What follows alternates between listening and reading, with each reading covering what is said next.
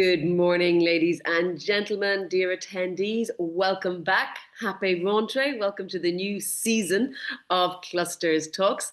And today we're going to take a zoomed out approach to welcome everybody back and talk about clusters in policies from national and regional agendas and industrial strategies. Now, we know the EU member states implement cluster policies not only to foster innovation and competitiveness, but also to align with their broader regional development and policy goals. And they're increasingly using these clusters and these strategies to be integrated into the national and regional policy frameworks to address place-based priorities, the industrial transformation, and sustainable growth. But of course, that all happens against the backdrop of EU-level policies. We have also seen the recent multi-annual financial framework. We'll touch a little bit on the MFF. And today it's the State of the European Union address, which sets out the broader priorities. So we all operate in this grander ecosystem. So we're going to try and talk a bit about all of that today on our agenda, which we will start, as always, with the news from Nina.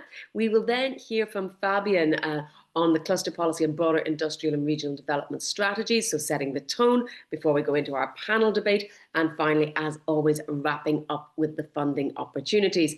I'll remind you, of course, we want everyone who's attending to get involved. You'll have the opportunity to answer some questions that we'll put to you on Slido, so please do respond to that. We'll use that as a jumping off point for our panel discussion. You can use the Q&A function on Zoom, which is on the bottom of your screen, to ask questions, or the chat function to the side if you want to comment. We're going to use that also to share lots of links and say hello and have a little side discussion in parallel to our presentation. If you want to speak or you have something to add, you can raise your hand. Again, the function button is at the bottom of your screen and we will give you the floor. You can switch your microphone on and or your camera. But if you do that, do note that the session is being recorded and will be published afterwards on the European Cluster Collaboration platform after the event, which is also useful if you want to check out what was said because you didn't have time to take down all the notes, because we have a dense session today with lots to talk about. But before we start all of that policy discussion, let's hand over to Nina Hopman, who is going to tell us what's the latest news from the Cluster Collaboration platform. Many thanks, Jennifer, and good morning to everyone. Indeed, a lot's going on. First of all, we would like to highlight that there's an open call for evidence and feedback consultation from the European Commission on the so-called 28th regime, which will set the future corporate legal framework for especially innovative companies to get a single set of rules to invest and operate more easily across the EU single market. So a very important issue as well that we know from the clusters. So the initiative wants to have a harmonized EU-wide corporate legal framework, cover key issues including company law, digital tools, and online procedures, and touch upon measures such as finance, taxation, labor law, and insolvency. So your feedback is welcome until the 30th of September. The link will be put in the chat. And there's a second call for evidence and public consultation on the European Innovation Act, which is there to facilitate bringing innovative ideas to the market across all sectors, improve access to finance, market talent, and infrastructures, as well as strengthen industry, academia collaboration, and cutting red tape. So if you want to give feedback and to involve yourself in the shaping of the European Innovation Act, give your feedback until the 3rd of October. The Commission seeks experts for the AI scientific panel. Up to 60 independent experts can advise on the implementation of the AI Act. So if you or your colleagues have a PhD or equivalent expertise in fields such as AI risk, cybersecurity, or compute thresholds, you can apply still a few days until the 14th of September to be part of this panel. And you can also give your feedback. We, as the ECCP, are searching for information on major investments that are attracted by European clusters for our summary report of 2005. And we need your input to see, to get some answers and to see in which areas you have attracted investment. So a short survey shouldn't take you longer than 5 to 10 minutes. So if you could, please fill in this survey for our summary report. And we would like to highlight some upcoming events that are open for registration. We kindly invite you to come to our Clusters Meet Regions in Vasa, which will happen within 2 weeks on the 24th and 25th of September. The Clusters Meet Region is a great format to discuss between clusters, regional authorities, and businesses on collaboration and, of course, on how to advance the green transition, on technology innovation, and in this case also on energy and the sector competitiveness. And we are looking forward to welcoming you in Finland for this event, and then on kind of follow-up event, which is the C2 Lab in Kuopio, taking place a month later, at which we will discuss concrete project ideas. So here, this is more of a workshop style event in comparison to the Clusters Meet Regions, where we will have more panel discussions. And here we are looking for concrete project proposals that you would like to bring on the table to work together with others to prepare projects and proposals for funding, for example. Or if you would like to join others and say you bring expertise and would like to join proposals, you can also do that. So this will happen on the 29th and 30th, and on the 28th, you're also invited to join the Cluster Summit Finland, which will happen the day before. There are also 2 matchmaking events that might be of interest to you. One is in Taiwan, happening on the 21st until the 23rd of October, in the week of the Taitronics and AIoT Taiwan. So the focus is on AI, robotics, but also sustainable energy, industrial IoT, semiconductors, and circular economy. And up to 20 cluster representatives can get funding to participate in the matchmaking event. And it's also open for SMEs who can attend at their own expense. The third cutoff date for this call is the 19th of September. And if you're more interested in going to Vietnam, you can also do that. This will happen on the 4th until the 6th of November. You will visit the Vietnam Industrial Manufacturing Fair.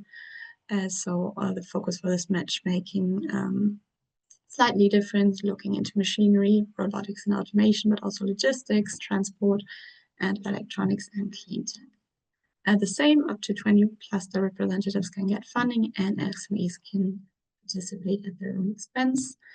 The deadline for applying is the 23rd this month. And later in the year, we'll also have the Clusters Meet Region in Regensburg, for which registration is already open. So if by the end of November you would like to come to Germany to discuss on clusters as drivers of sustainability, resilience, and competitiveness, together with policymakers, businesses, and researchers, but also citizens, then come to Regensburg. It's a great program that you can have a look at. And there are also other events coming up. For example, we will also have the Clusters Meet Regions in Pamplona in mid-November in Spain, and Alentejo a few days afterwards on the mid-November 18th and 19th, and Copenhagen at the beginning of December. So you can already save those dates in case any of those are of interest to you. That was it, and I will hand over back to you, Jennifer.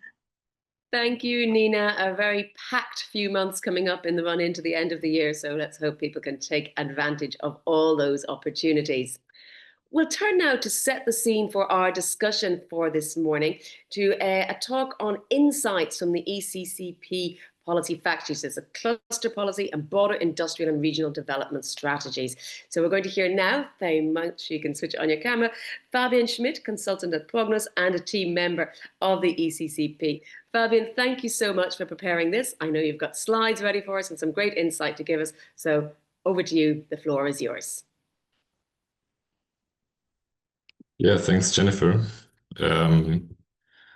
All right. Also, good morning from my side, and thanks that you all used this as a warm up for the State of the Union speech by Madame von der Leyen.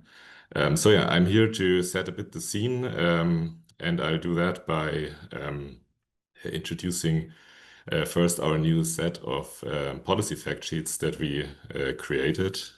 So like each year, we updated the fact sheets that you can find on the ECCP that depict the cluster policy in all member states, but not only in the member states, but also in a lot of third countries in countries that are in the single market program. And yeah, the insights that you get there is a bit the economic policy context.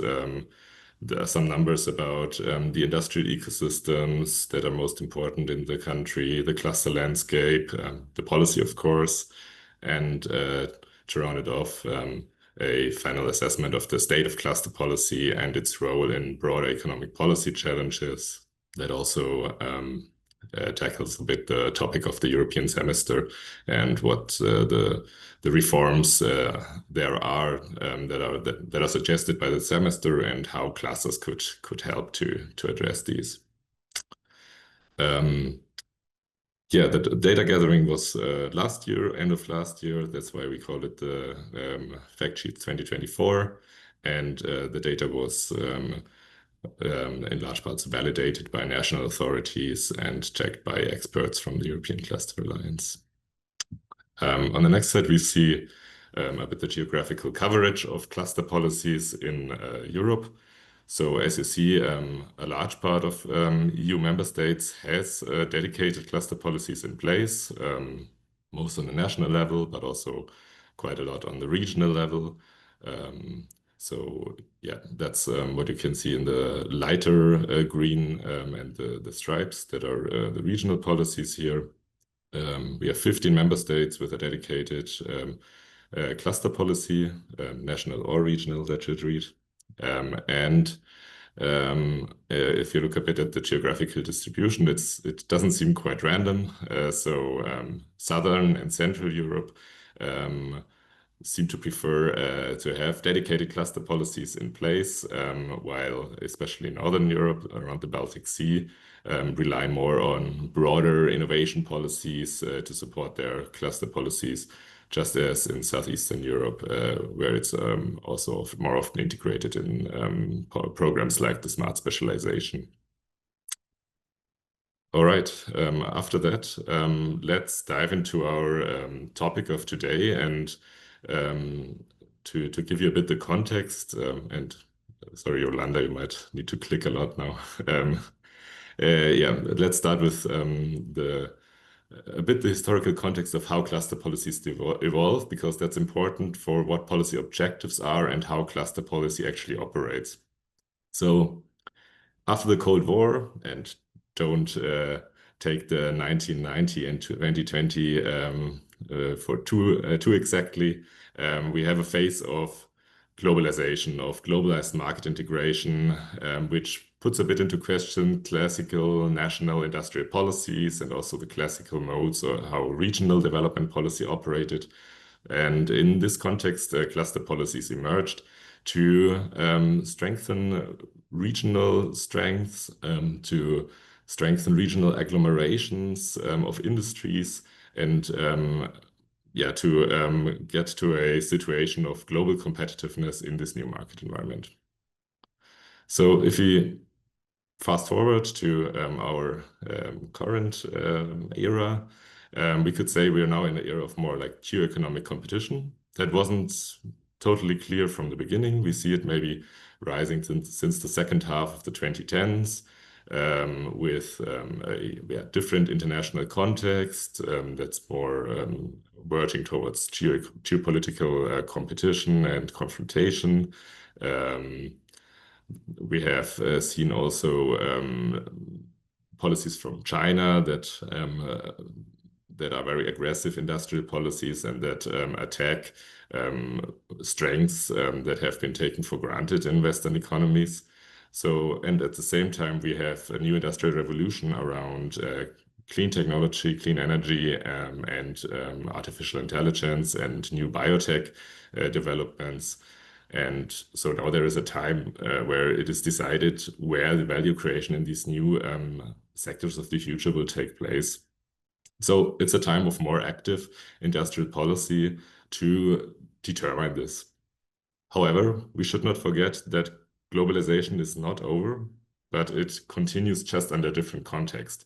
So actually, we could say that globalization is even increasing, for example, through the supply chain diversification, where we once had just a few supply chains that were very strong, but now to increase resilience, we diversify these supply chains. Actually, more countries and more places get integrated in these global networks. So to sum up, these objectives of economic policy have evolved, but it's not like the old objectives are gone. It's just that new objectives now in a new additional context emerges and it is put on top of them. Okay, after this short history lesson, so to speak, let's get back to our cluster policy. So what is cluster policy actually doing in this context, or what are elements of cluster policy that are relevant for these policy contexts? One thing is the element of sectoral selectivity in cluster policies. So some cluster policies already come with a defined list of sectors that are supported. So it's already written in the cluster program. These are our 5, 10, 14 sectors that we want to support specifically, and we want to support clusters in these sectors. In these sectors, then often these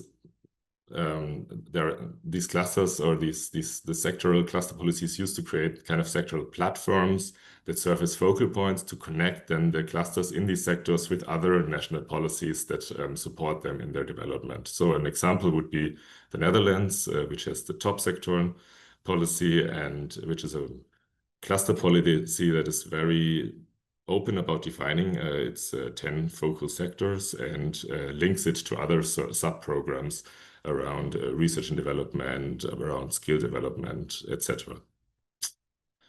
Then another aspect, we talked about I introduced already the element of transition. So we have the twin transition that was obviously also talked about, not only related to geoeconomics, but just as a necessity to get out of carbon-reliant economic growth.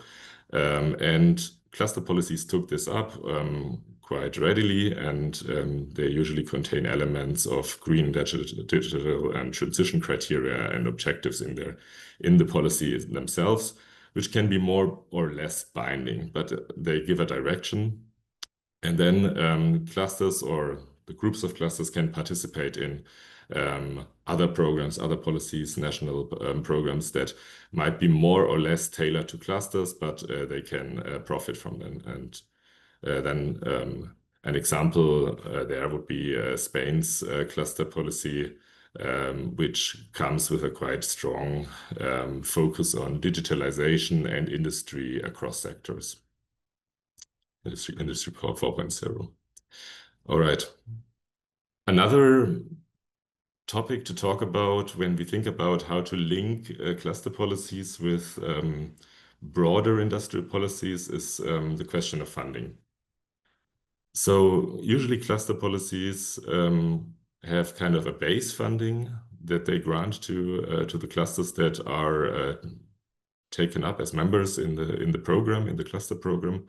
And this base funding guarantees some sort of the building and maintaining of the cluster ecosystem. It funds the cluster organizations, it funds networking, it funds some infrastructures, and there is some selectivity connected to it, which is mostly internal criteria usually, like clusters need maybe to have a certain size or need to provide a certain quality of their management.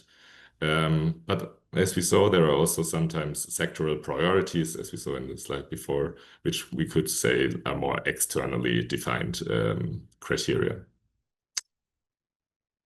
Then the other kind of funding is project funding. And the purpose there is a bit different usually, like it's to mobilize clusters to deliver on certain policy priorities. So clusters have their base funding, they can sustain their basic operations with that, but then to get more funding, they might need to apply to calls, to programs that are maybe even linked directly to the cluster program, or that are just general industrial policy programs where they might sometimes have an advantage by being a cluster, And so the selectivity is here more on just the definition of the program. So that call might target horizontal topics like internationalization or skill development, but also vertical, like sector-specific goals, or even broader, like transition goals and green transition or resilience, etc. So to look at two examples where we can see a bit this playing out at the moment. So France has the very long-running Pôle de competitivité program to support its leading clusters. But it has recently decided to reduce the direct funding for these clusters. That might also be related to general budget politics consideration in France at the moment. But the effect is definitely to direct cluster organizations more towards project-based funding sources that are, for example, provided under the agenda of the France 2030 economic strategy. And then another aspect is if we look at Poland.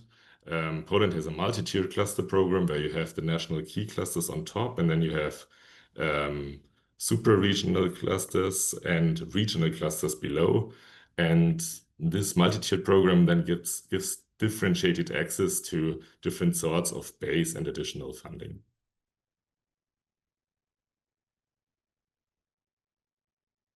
And if we come from the thought of Poland again, so I said there are regional clusters, and so cluster policy is often linked to regional policy. Of course, it's a place-based policy, so it always is a kind of between the industrial policy and the regional policy poles of thinking, and as such, it is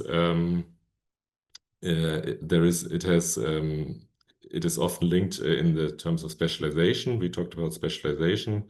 It's aligned with smart specialization usually, or in a lot of countries. Sometimes the smart specialization is kind of the base program for, or provides the base funding and the targeting for the clusters.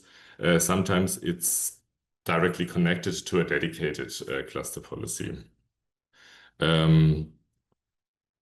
Both is possible, and the national, there's a comment by Monica. Exactly, it's about the key national clusters, which is the main Polish program, and the regional clusters are kind of are funded by the regional programs, exactly. Okay, let's get back here.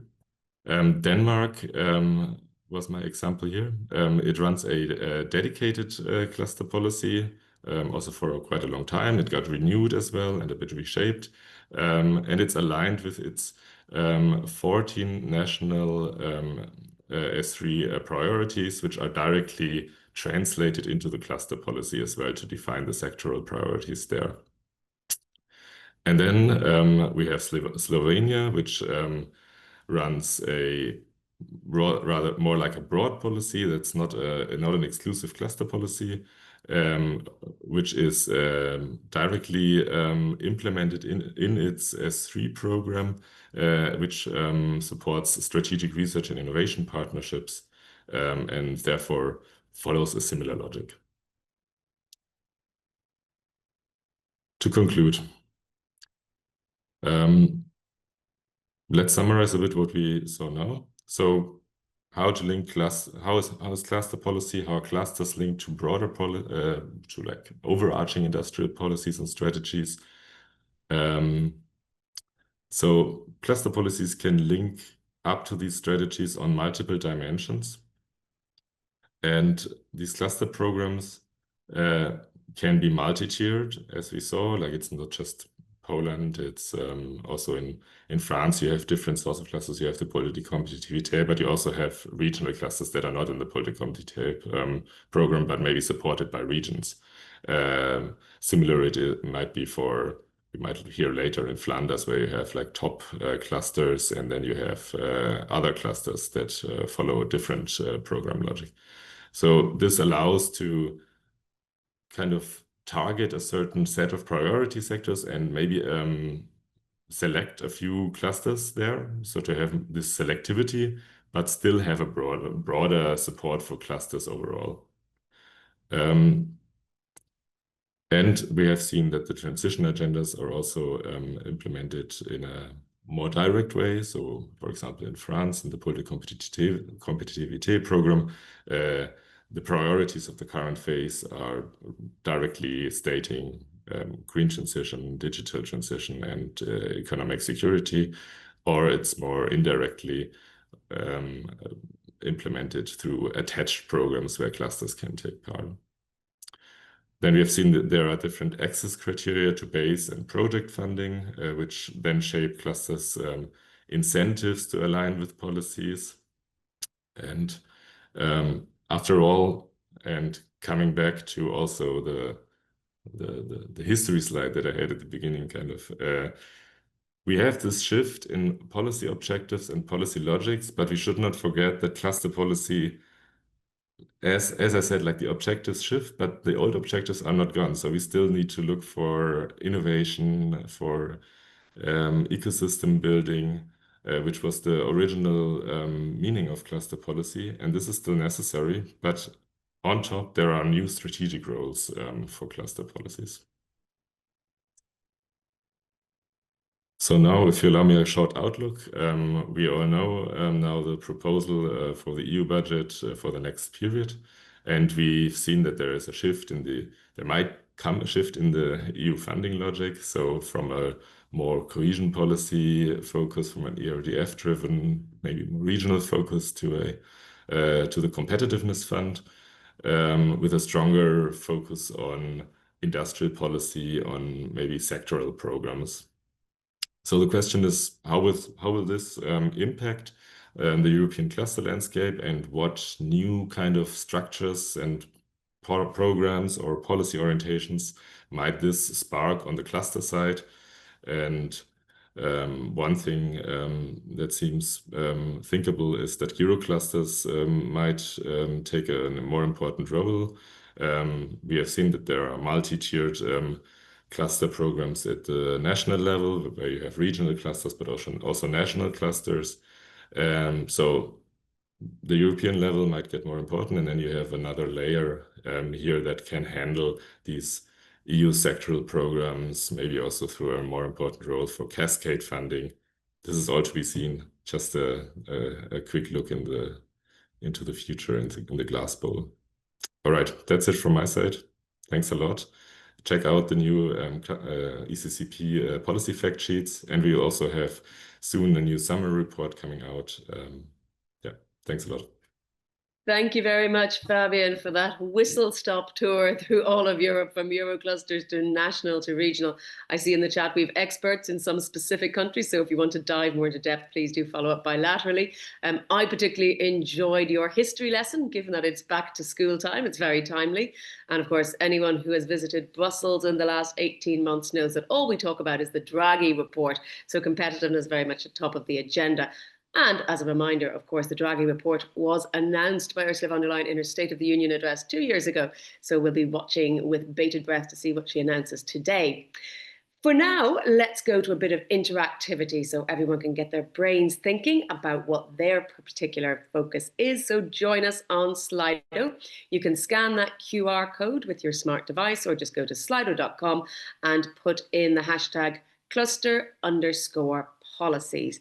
So if you go there, you don't have to log in. You can just answer the question. And our first poll question is, where are clusters most visible in your national or regional strategies? Is it innovation and competitiveness, industrial transformation, regional development, sustainability and green strategies, or other? And if it's other, of course, you can specify in the chat. I noted in the chat someone from Austria, Lucia, saying that, in fact, they don't have a twin transition. They have a triple transition, bringing the social into the mix along with the green and the digital. So I know different things in different countries, but still at the moment it looks like innovation and competitiveness policies are the most visible. Regional and development, sustainability and green transition strategies, no one has voted for that yet, still zero down at the bottom of the screen. Industrial only getting 4%, probably only a couple of votes.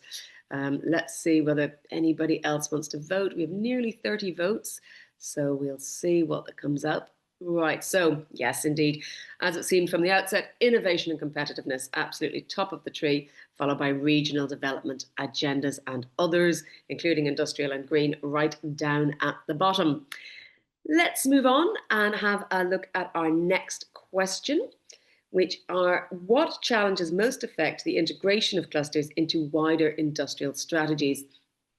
A lot of options there. Again, is it fragmented governance, lack of long-term funding, limited cross-sector cooperation, or weak evaluation mechanisms? Or, as always, other that we can talk about later. I see that lack of long-term funding is out in front at the moment. I'm not entirely surprised by that, but let's see what people say, because other issues may come into play there as well.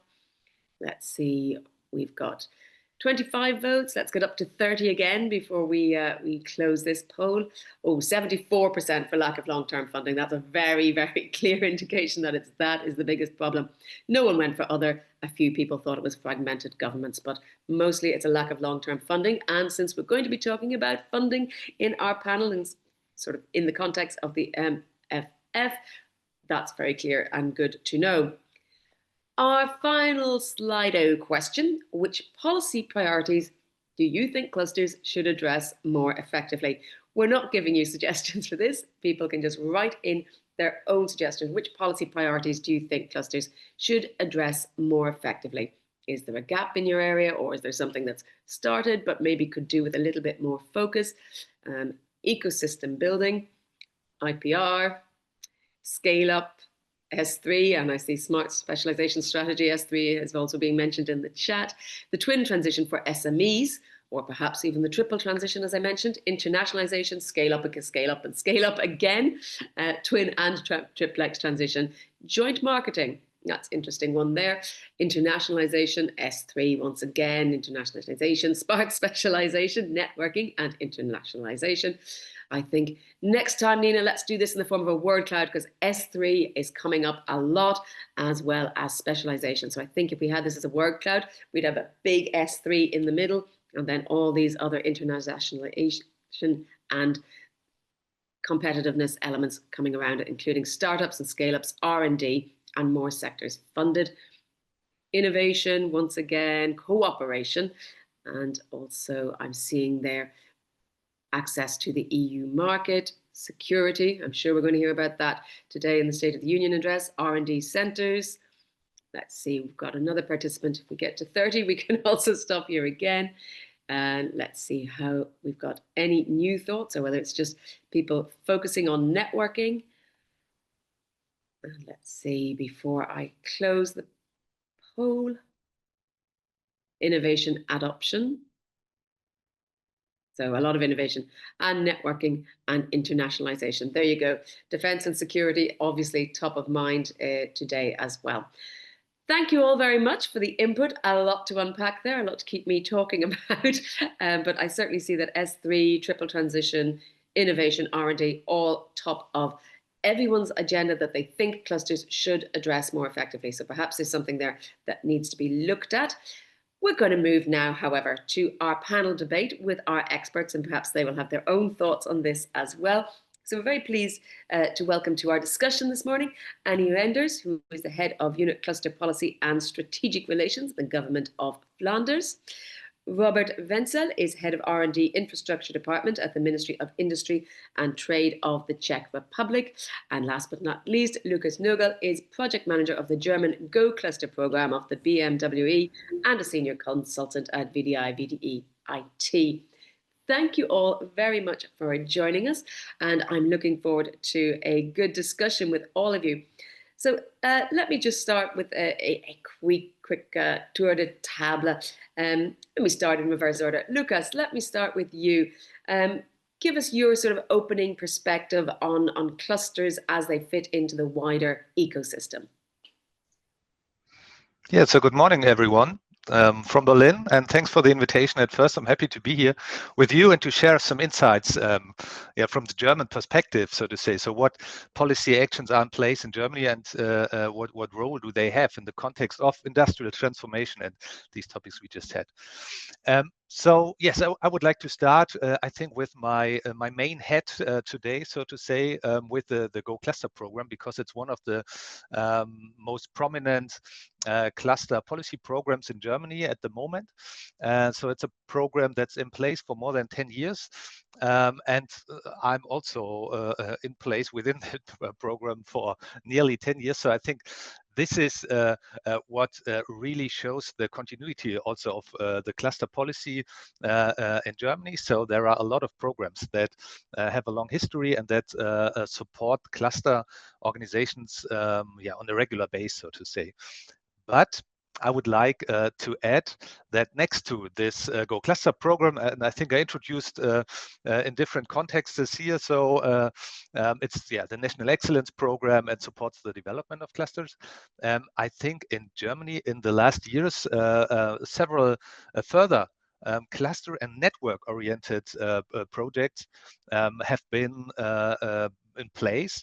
And I think one of the most important ones is the transformation networks of the automotive industry I would like to talk about, because it's fitting really quite well into the topic today, because here the ministry, the federal ministry in Germany, took a lot of money into their hands. So it's like more than 130 millions of direct network funding money that promotes the transformation of the automotive industry.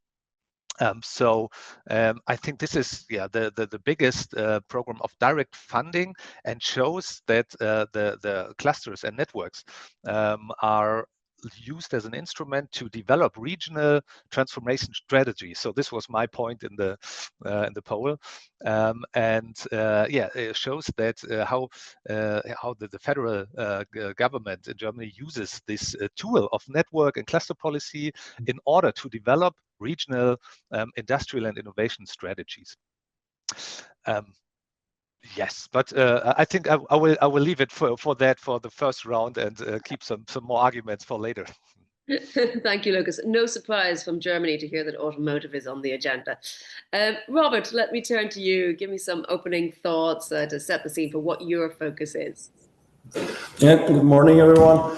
So, basically today representing our national cluster program, which has been running quite long term. I think it has been for the past 17 years at least. So it has been running continuously, and I would say quite successfully for already a long time, creating some sort of stability and predictiveness in the ecosystem of the Czech clusters. On the other hand, we don't have a really dedicated cluster strategy or cluster policy in the Czech Republic. Clusters have long been embedded in the main innovation policies and documents as part of the, let's say, the improving ecosystem and improving the functioning of the innovation ecosystems. They have been also integral part of the cohesion policy of the Czech Republic. So they are for the long term, let's say, one of the integral parts of the competitiveness operational programs, and chiefly as part of the specific objectives to increase or strengthen innovation capacities of enterprises. So which has also allowed us, of course, to utilize the resources of the European Regional Development Fund for the development of clusters and make basically practically the continuous availability of support for clusters in our environment. So these are basically the main points in the Czech Republic. So currently we have around 40 million euros available for our cluster support program. Thank you, Robert. And Annie, thank you also for joining us. Let me start with the general question: where are the clusters reflected in your national or regional policies, and do you have specific cluster policies? Well, good morning from my side as well, and thank you for inviting me to this webinar. It's always very interesting to talk at ECCP, the cluster talks, also for the discussions afterward that people contact me, so thank you for that. In Flanders, indeed, we do have a cluster policy, and actually it goes back to the 10 years ago, but we have had clusters since the 90s. We had like innovation platforms and networks, tech valleys, all kind of things, a little bit similar to clusters.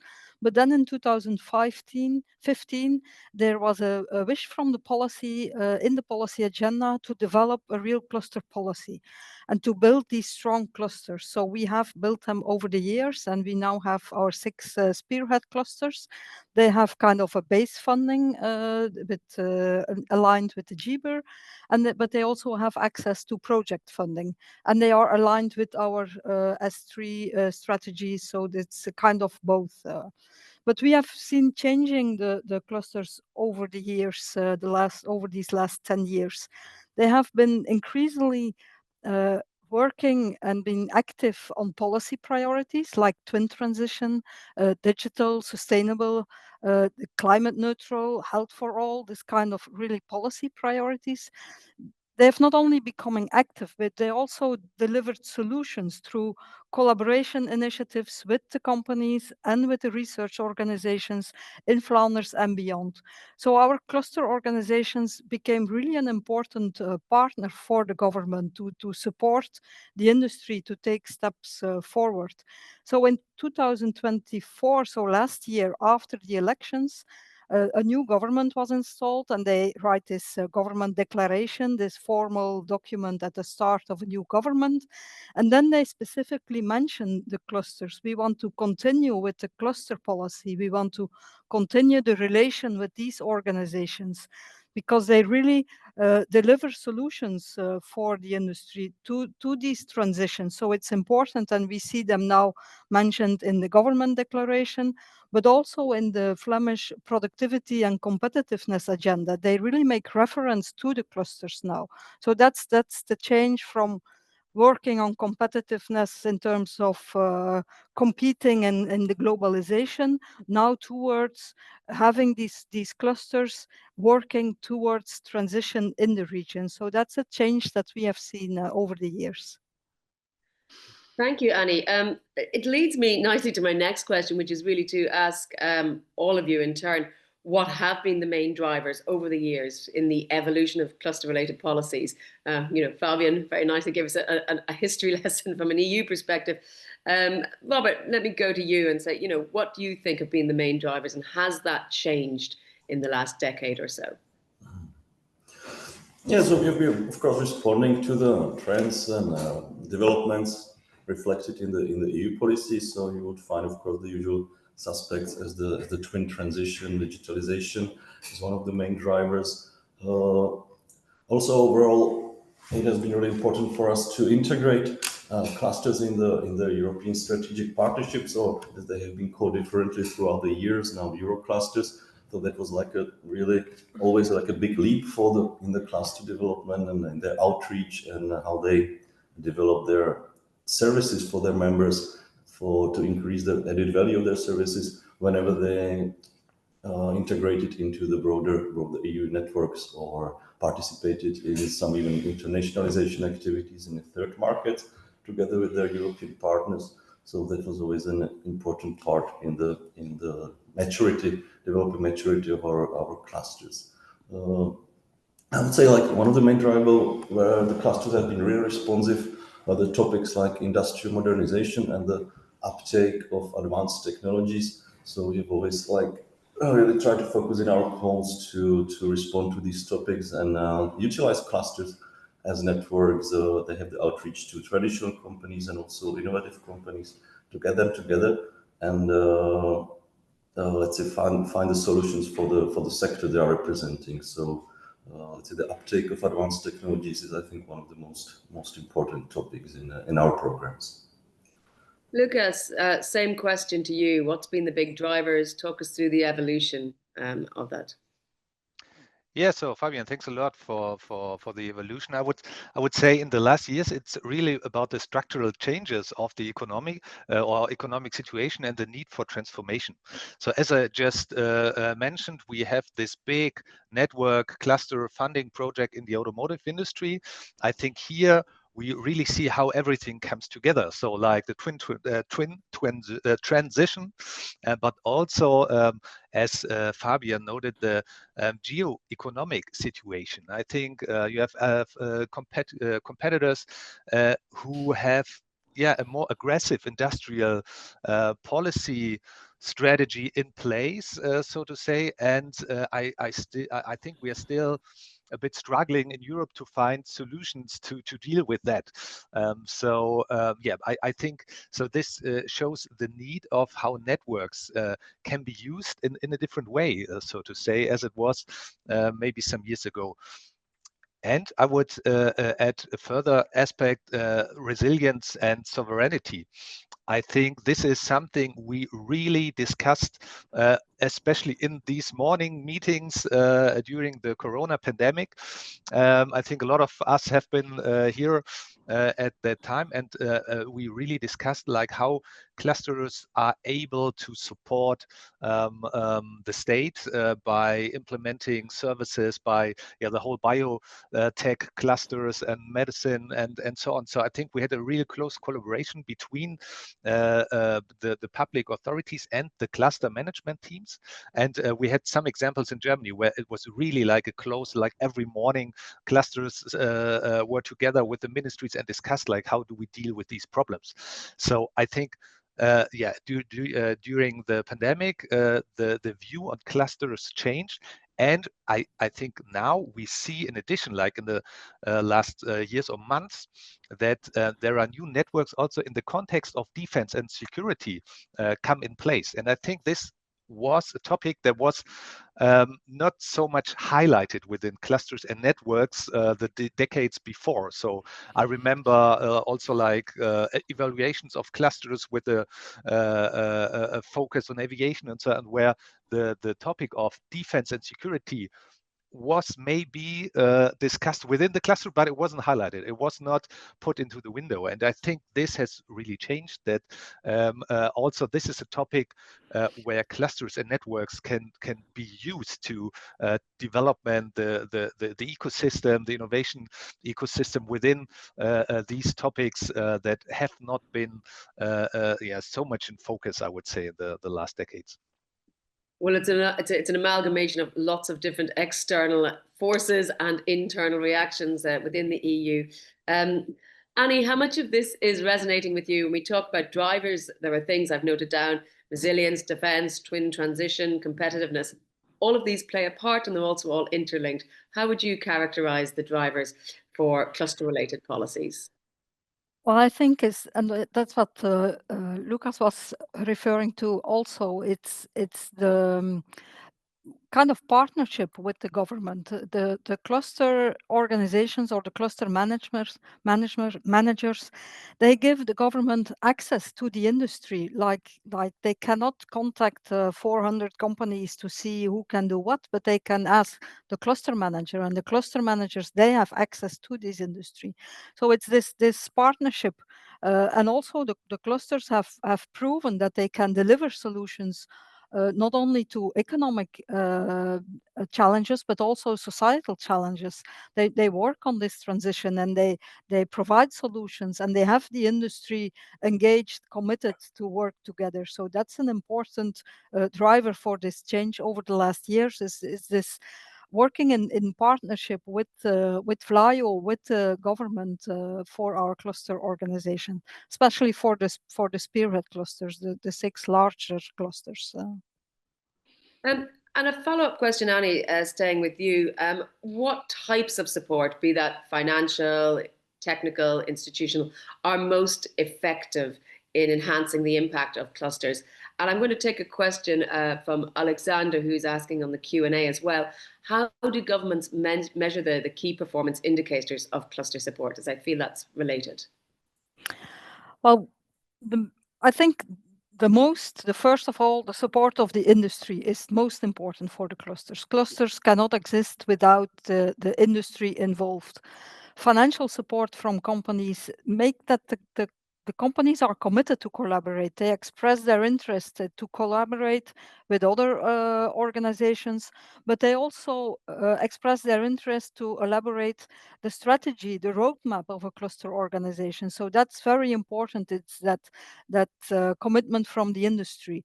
And then secondly, also support from the region is important. For we have this base funding for cluster organizations, and it's very important to continue this partnership relation with the cluster organizations.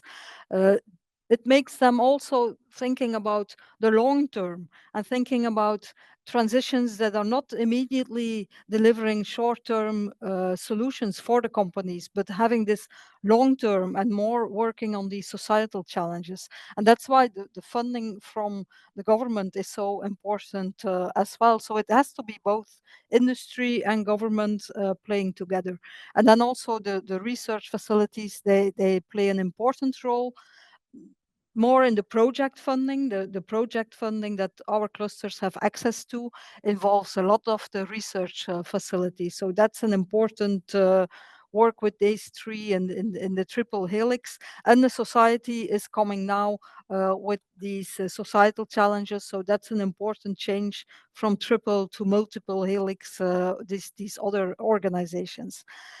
As far as the KPIs go, it's we measure KPIs on 3 levels. Just the outcome when they do a project, how many projects do they have started. We also measure the effects of the program. Do this lead to results, the projects that they fund? But we also measure the impact in terms of competitiveness, in terms of productivity. But the further you go in time, the more difficult it is to have like the causality with what the cluster is doing. Is it really leading to the impact? It's one among other factors. So that's with KPIs, you can prove anything, but you have to follow up what the result and what the impact is, especially if you fund them with tax money from the public. It's important that you do have KPIs. But as you say, clusters don't exist in a vacuum, so measuring causality is difficult. Yes. Robert, same idea from you. I'd like to hear. Annie has pointed out, perhaps, if you like, the dangers of short-termism. Tell us a bit about what sort of key performance indicators are used in the Czech Republic and what types of support you're looking at. Is it financial? Is it technical? Is it institutional? Tell us what you're happening. Yeah, of course. Well, we are basically providing from the government level only financial support to clusters in the form of grants. We don't provide any type of technical advisory services as some other countries do. I believe there are some resources on the regional level as well as on the EU level where they can look for let's say, the technical help or advisories.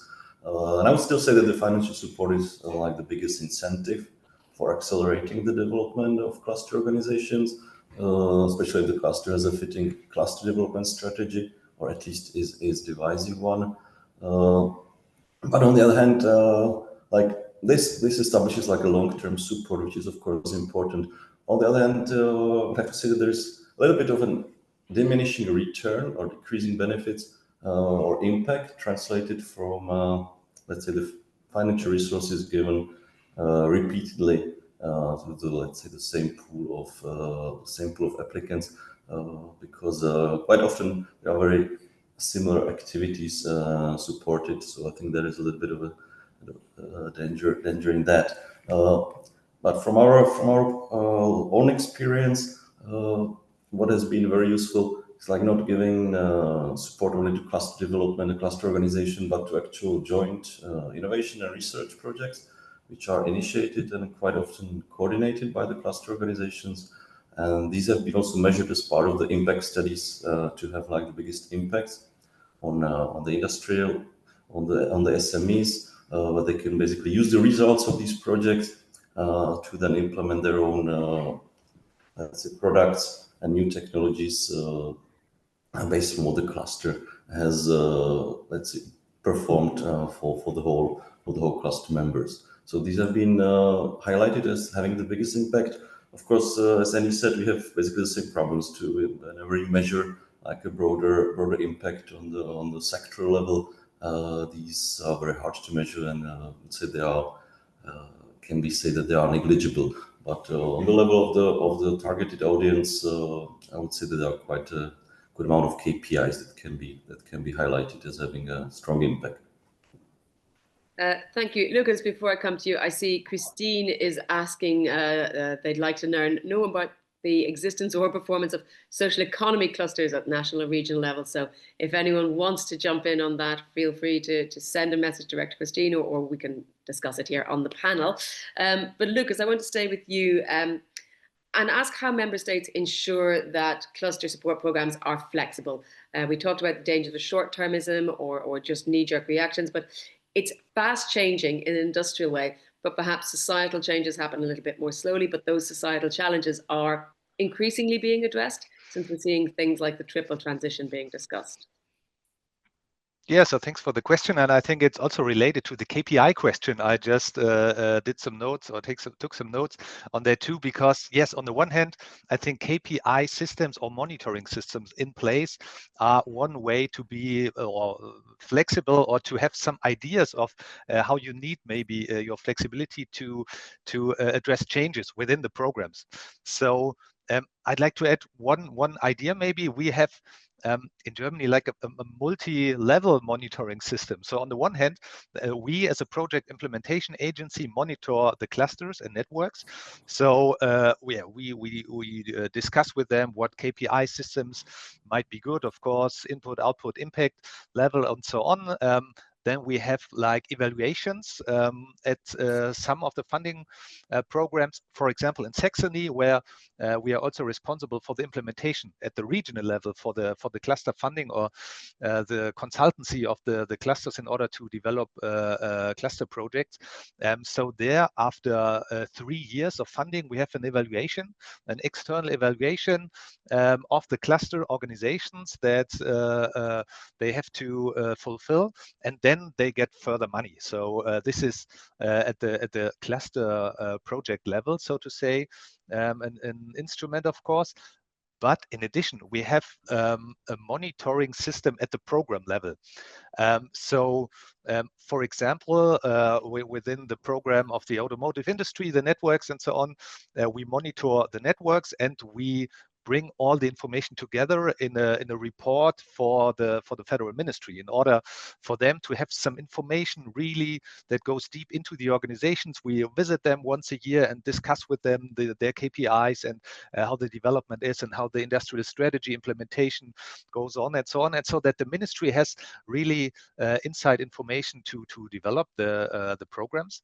And in the Go Cluster program, for example, it's also like not too easy to measure the impact, for example, because here we do not have so much direct project funding. We have that from time to time. Every 3 or 4 years we have projects that are funded, but the main idea is not about project funding. It's about bringing them together, professionalize them, bringing the labels, for example, in place and so on. So it has a bit different ideas. So of course the monitoring system looks different than at the cluster project level, so to say. And yes, so and this also leading to the question. How do you remain flexible? Of course, these monitoring reports bring insights. In Germany, we have the system that companies like we as VDI, VDE, IT are project implementation agencies. So we have privately organized companies that work for the ministries, and we have contracts that last for 3 or 5 years. So the ministry every some years has the opportunity to change the program, so to say, and to bring in further ideas. And at the program level, I'd like to highlight again the point I just mentioned. In the Go Cluster program, we have like a regular program phase, and within that phase we have on a regular base project funding. So then we can adapt to different settings and have different types of direct project funding, and can choose like what topics would we like to address. So this is one tool to stay flexible. And last point, as it was mentioned before, the differentiation between basic funding and project funding. And I think in Germany, there are only a few baseline funded clusters. The main, especially at the federal level, main idea of cluster funding is more like on the project level. So then you of course have like a project period, and afterwards you're again flexible. I mean, this has also, I think, some disadvantages. We saw that in the poll, like what's the main issue of long run financial security for the clusters. I think this is always like, of course, a trade-off, but one way of being flexible as a policy authority in order to also create new ideas in the context of cluster policy. Thank you, Lucas. Robert, let me come to you. Talk us through the importance of flexibility and how, in your experience, member states might best be able to support clusters in that. Yeah, well, we're actually changing our approach in cluster programs quite regularly, adding some new elements and phasing out others. I would say not very drastically, but in this case, it's actually useful that we don't have like an overarching national level, very detailed cluster strategy or policy.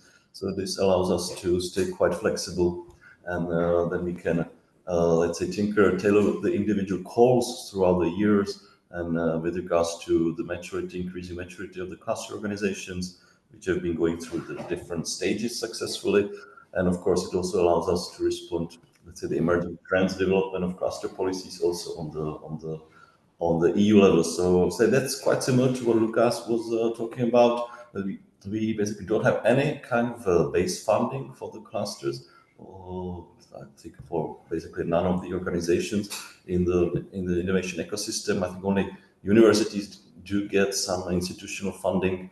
So we have basically everything is only project funding, and this also allows us to change the, let's say, the goals of the goals and objectives for the clusters that they have to reach within the project, so that we can then evaluate after this project and then tailor it again. But what we also find important is to keep some elements not changing as much, because we have some core elements in our cluster approach, which is supporting, let's say, the joint projects of the clusters, which are also called collective research projects, where different SMEs can, let's say, stipulate a problem which they share collectively, and which the cluster can then, let's say, subcontract to a research performing organization. So this aspect has stayed for a long time, and the clusters always have some new project ideas ready whenever new calls are open. So I think this has also been a quite successful approach in our case. And on the other hand, it's sometimes quite difficult not to chase too many topics. So whenever there are some new emerging trends and buzzwords, they also always get integrated into the cluster policies, and I think sometimes create a little bit of a problem that they, in the projects, that they chase too many broad goals and objectives. So I think it's still sometimes useful to focus on one objective and do it thoroughly. I think sometimes as well, buzzwords might just be new ways of saying old ideas. Yeah. Rather than changing everything. I'm going to take a question from Antonella, who's asking, do you think it's important for regional clusters to be represented by a national cluster to lobby the European Commission to maintain focus? Perhaps, Annie, you could tackle that. She's also asking, what is the role of the European Cluster Alliance in defining cluster policies? But your thoughts, Annie, on Antonella's question? Well, in Belgium, it's a little bit different, I believe, because our innovation policy is completely authority of the regions. So the national level has a minor voice in this. So when it's regarding cluster policy, the regions are in direct contact with the Commission. So there's no this in between on the national level.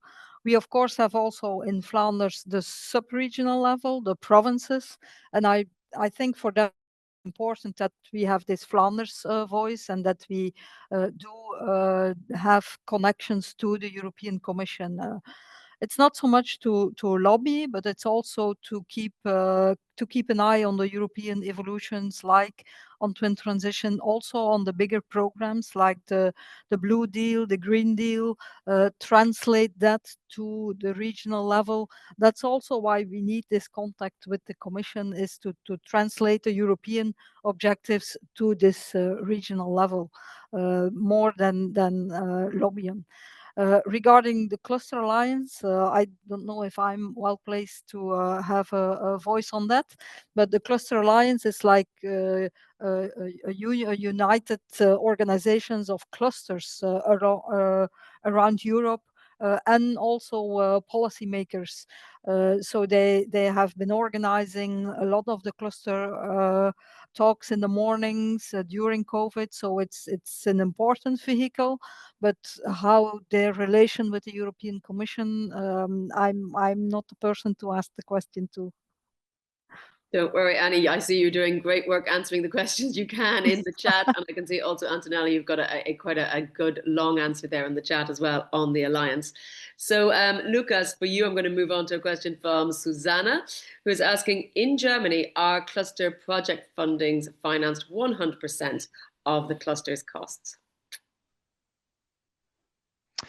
That depends, but in general, no. I think, like for example, in the example of the automotive industry, I think the share that is paid is quite high. It's up to 90%, or in some constellations it might be even 100%. But this also depends, like who is responsible for the implementation of the project. So universities have a higher amount of money they get.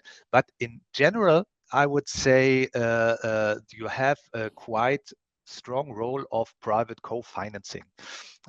So even in the areas where you have like a baseline funding of cluster organizations, so that is in Hamburg, the place where they have a solutions that the ministry is part of the cluster organizations and paying or being part of the financials on a regular base. Even in these cases, there's a high share of industrial and or private money from the industry. Also, like in Bavaria, where you have like more like a base funding for 17 cluster organizations. Also, there's a need for co-financing of the public sector. So yes, you have some programs where the share might be bigger, for example, in the transformation networks, also because you say, okay, it's about transformation in that phase.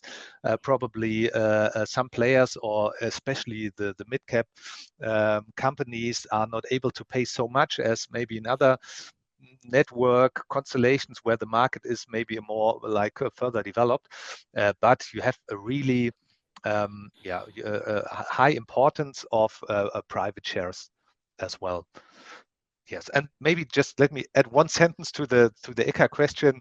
I would like to add that I think it is important. I mean, we as Go Cluster have from the ministry the voice of the German cluster community, so to say. So the ministry explicitly said, yeah, we want to be on the table and join the discussions. And I think it's important to have I think a communication channel in both directions, so that you have a channel where you as a cluster can go to and address topics like into the direction of the commission or to Brussels, so to say, but also the other way around. So I mean, on a regular base, feedback is needed. Some faces like to join the conversations are needed, and to have discussions. So yes, I think it's an important tool and a good development, because I mean, some years we didn't have that, and I think now you see there's just more interaction, and so policy instruments could be sharpened by the discussions, I guess. Thank you. I'll take one last question I see from an anonymous attendee, pointing out that there are already many sector-based alliances that push innovation that exist there, that are, even if they're not officially called clusters. So the question is, how can they boost Europe's competitiveness? Do they need to merge with existing clusters, or should they aim to become official, recognized, government-recognized clusters? How important is that recognition? Robert, if you've a brief answer to that or some thoughts on that to wrap us up. Well, yeah, I can only refer to our Czech situation. We basically don't have any government-recognized clusters, so I'm not sure how it's done when you have some national key clusters and so on. So probably some competitions for that, but we don't have that. So basically, you don't have to be called a cluster. We just have some set conditions that in order so that you can participate in other cluster-related programs or activities. So you need to have some amount of members, to have some critical mass, to represent some SMEs and innovation companies, and also be able to integrate, let's say, academia, universities, and research organizations into your structure, and be open to and transparent in welcoming new members, not to be like an enclosed entity that is not growing or not, let's say, interacting with other members of the ecosystem. So these are basically only the very main rules, and if you do that, then you can freely participate in the cluster activities and as any official ones. So you don't have to be officially a cluster. Lucas, you wanted to add something? Yeah, on two levels, I'd like to answer this question. On the one hand, of course, at the regional level, like I said, we are in Saxony responsible for the cluster funding, and we have an instrument where you can build up new networks. So it's quite a low level, so to say, and you have a new technology topic, and you can develop it into something more, into something bigger, and then maybe part of programs like GoCluster or something. But I'd like to add, at the federal level, the ministry just implemented at the beginning of this year a new project called Service Center for Industrial Transformation. So, and this is also a program that's more, or that has the focus on consulting and supporting new networks or existing networks with more like non-financial instruments. But the big difference to the GoCluster program, for example, is GoCluster has very high standards. So you have to be at the market for at least 3 years, and you have to be able to get the silver label. So yeah, it's more like an excellence program. And here, the Service Center for Industrial transformation addresses so-called regional industrial initiatives. So it's a bit more like lower standard, so to say. They do not have to have such a strong focus on innovation. They may just solve like smaller problems, yeah. So the standards are not as high in order to, as the question addresses, to address these networks that may not be on the top agenda, so to say, of the policymakers, but may be on their way to, and address these topics like, of course, twin transition and so on. And so, yeah, the ministry has a program in place addressing especially these networks, or these type of networks. Thank you, Lucas. Annie, I'm going to give the last word to you for the panel discussion. Obviously, it's a kind of a wrapping up thought, but we've had a lot of chat in the chat function. Anything that you want attendees to take away from this conversation? I believe the commitment of the companies is so important. So you give it another name, like Service Center. The commitment of companies is very important. Then when you want to have the partnership with the government and some financing, you have to stay away from the market services that consultants are given. You cannot fund that. So that's a difference between a funded cluster program and a non-funded cluster program. It's the kind of activities are they cannot be market disturbing if you do the funding. So that's kind of a difference. But for the partnership with the government, it's very important that there is also this commitment from the companies. So that's kind of both. You need both pillars to have a good cluster organizations. At least that's our experience in Flanders. Well, thank you very much, Annie, and thank you, Lucas and Robert, for the interesting discussion and for tackling the questions. I think lots of interest in this topic, so we've probably could have talked about it for another hour, but we will wrap up our panel discussion there. Thank you once again. I'm sure there will be lots of bilateral follow-ups, but now we will go back to Nina for a look at the funding opportunities. Many thanks, Jennifer, and many thanks to all the panelists. Very interesting to listen to you. Yeah, just the last minute to wrap up, to highlight some calls that might be of interest to you. And before we go to the calls, also, we would like to highlight the upcoming TCI Global Conference, which will take place in Dublin on the 14th until the 16th of October.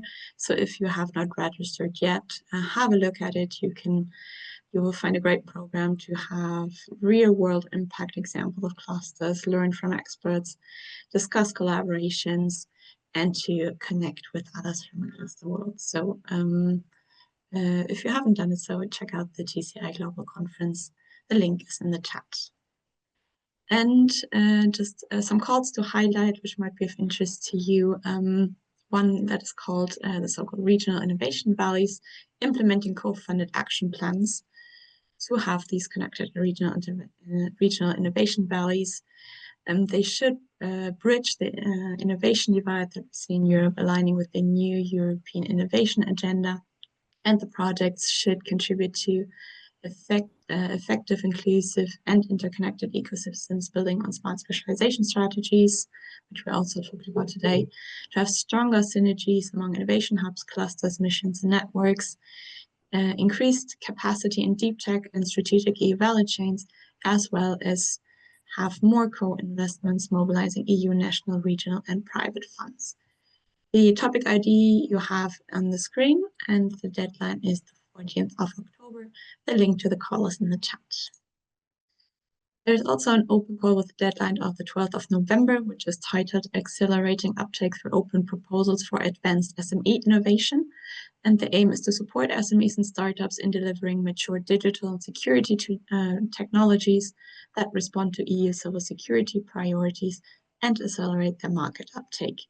So projects should foster on cross-border collaboration that involve security end users as validators and first adopters.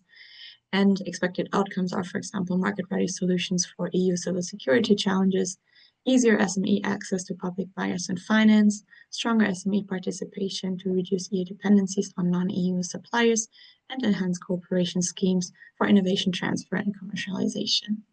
Topic ID is in the screen and the link in the chat. And another call is titled Uptake Acceleration Services. So here we're also looking for market uptake of EU-funded security research by providing specialized services and advisory support to SMEs, startup, and security practitioners.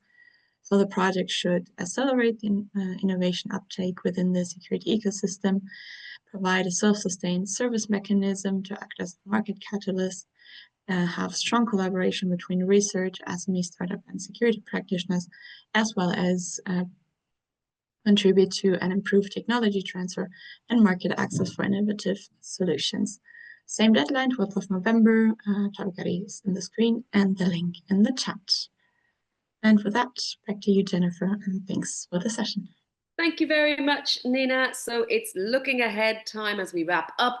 Our next cluster talk is on the 24th of September, focusing on the European Competitiveness Fund, future roles and opportunities. Lots to look at there. Of course, we had a big discussion today, and you can continue that discussion on the LinkedIn platform. You just go there to the European Cluster Collaboration Platform, general discussion group, and continue your thoughts, questions, and ideas there. You can also visit the website, follow us on social media. That's clustercollaboration.eu. On X, it's clusters_EU. LinkedIn, as I just mentioned, it's the ECCP, you can find it. And on Facebook, once again, the European Cluster Collaboration Platform. And the hashtags, of course, are EU Clusters Talks or hashtag ECCP. And I remind everyone that, of course, you can follow the State of the Union address from Ursula von der Leyen if you want a hashtag for that, at SOTEU. And you can jump over to that right now and try and work out how it's going to affect you as well. That's it for today. Thank you all so much for your interest, and we hope to see you again soon. Have a great day.